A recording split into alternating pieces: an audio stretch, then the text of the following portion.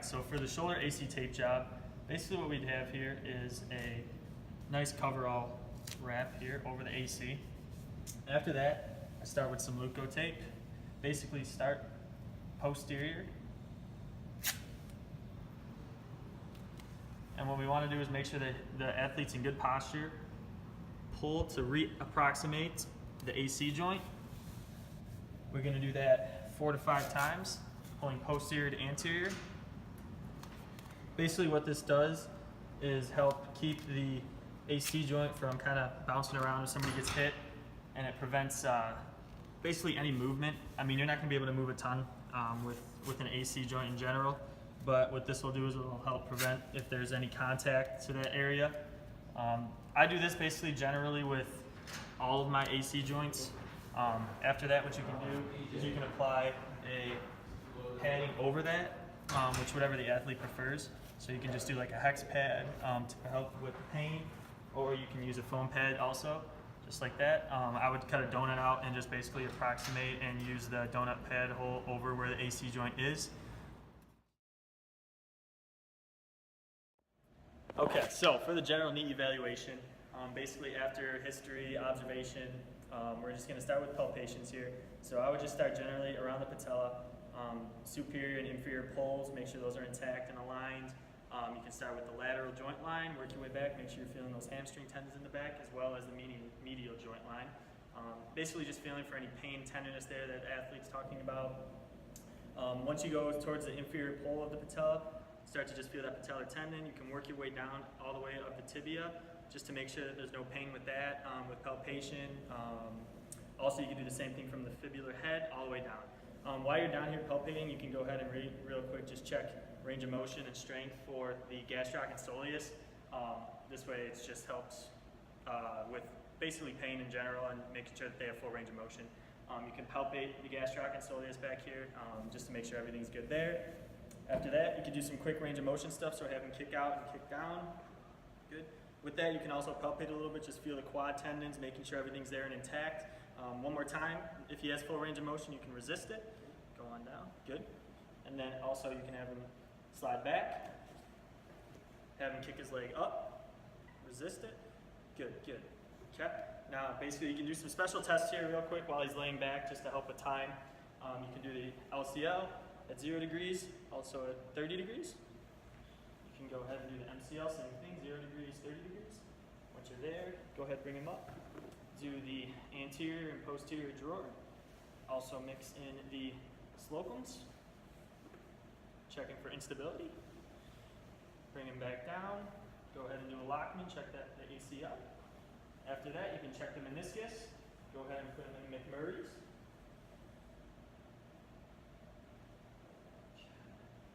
After that, all of that is for his facing up movements and basically evaluation, so you can flip him over real quick. This way to prevent as much movement as possible. Have him kick his leg up. Good, resist it. Good. Now bend his knee. Don't let him pull him down now. Good. Making sure those hamstrings are firing. You can also check his calves again. Go ahead and give me a push. Good. And then a pull. Good. Then while he's here, you can go ahead and do a quick apprehension and compression test for meniscus. Good. You can have him flip back over. Generally, that's pretty much a normal knee evaluation, just a generic one that I would basically explain to anybody. Obviously, with on field, if there was something going on, you could skip certain aspects and just focus on what you really think is going on when you decide what you get from the history.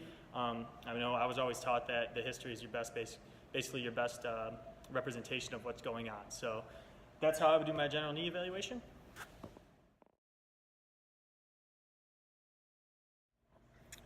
Okay, so for the grade 2 MCL balance rehabilitation, I would say to start generic, making sure that you know that a grade 2 is a pretty significant injury when you're comparing it to a grade 1. So you don't want to really skip out or cut any corners with this because you want to make sure you get all the neuromuscular input you can. To start, I would have him stay in tandem with his affected foot in the back. After that, I'd progress him through it through different times, sets. I would have him do one foot on the affected foot, one side stance, good. eyes open. After that, I would have him go back to the tandem, and I would have him do it with his eyes closed. After that, I would go back to the 1 foot, eyes closed. Good. Okay. Once they got good at this, I would obviously progress them and change times, change the number of sets and everything like that. But for the video's sake, I would go ahead and progress him to the foam pad, and I would start doing the same thing. Start tandem, basically giving a change of ground and using more muscles and balancing ability. I would do that, and then I would have him go to his bad foot. Good. Okay, up on down. After that, I would start to incorporate more of a return to play part of it, so you could add something like a lunge. Bad foot forward. Good. Make sure you're pausing there and staying there. You could do a side lunge. Another one like that. Good. Once you progress those, you could do, see 3, 4 sets, however you want, 10, 12. You can do it daily, weekly, however you want to progress them. Once you get comfortable, you can start to incorporate another unstable surface, as we did earlier with the balance. So you basically have them step forward onto the pad. Oh, sorry, you're good. Good. Get that angular momentum in there. Help them pause out there and stabilize. Good. And then you could have them step to the side as well. Good.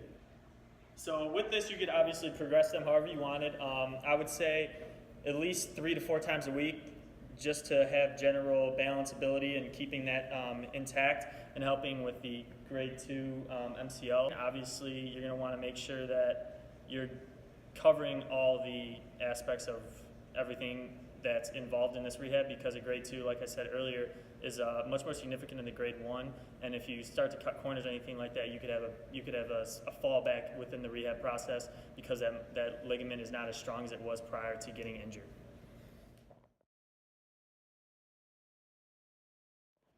Okay, so for the core rehab progression, we're going to start basically pretty general. We're going to make sure that they're firing their core muscles, getting everything activated properly, because if you're not activating your core and muscles properly, then you're going to have an improper sling, and you're not even going to be activating what we want you to, and you're really not going to be rehabbing anything.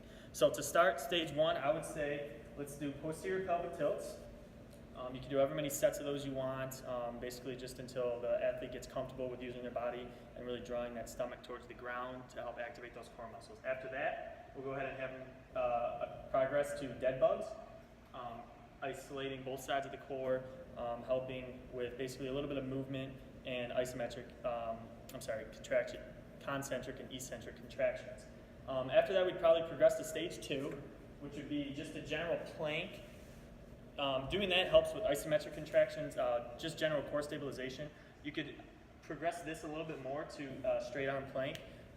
That helps just, again, gives you a different variety, gives you something to change it up and different spice to the rehab exercise. For stage 3, we would incorporate a unstable surface, such as the half Bosu. Again, I would focus on the dead bugs, because that really helps keep the core stabilized and gives you different areas and different ranges to run through the exercises. So with that, I would do maybe a few sets of 10 there, obviously alternating sides and positions of the legs. When we progress through that, I would have them flip over and go back to an isometric exercise, but with a dynamic aspect to it. So we'd have them do a standing plank with the arms out, basically controlling where they would go with the Bosu. This allows for the body to move into different positions, and you firing different muscles of your core as you're moving the Bosu ball around. Lastly, we'll progress to the most dynamic form of it, a plank on the full Bosu. So this will really engage all of your muscles, your core, your lower body, your upper body, and I will incorporate the dynamic part of it. So I would move the ball around and make sure that they had to focus on keeping the ball steady, really accentuating and using the dynamic muscles that they need to progress through these exercises. As always, the most important things you can do when you're progressing is making sure that the athlete is going through them all properly and doing them the right way, because if you're not using the proper muscles or you're not recruiting the right muscles, then you're just really not even progressing the rehab properly.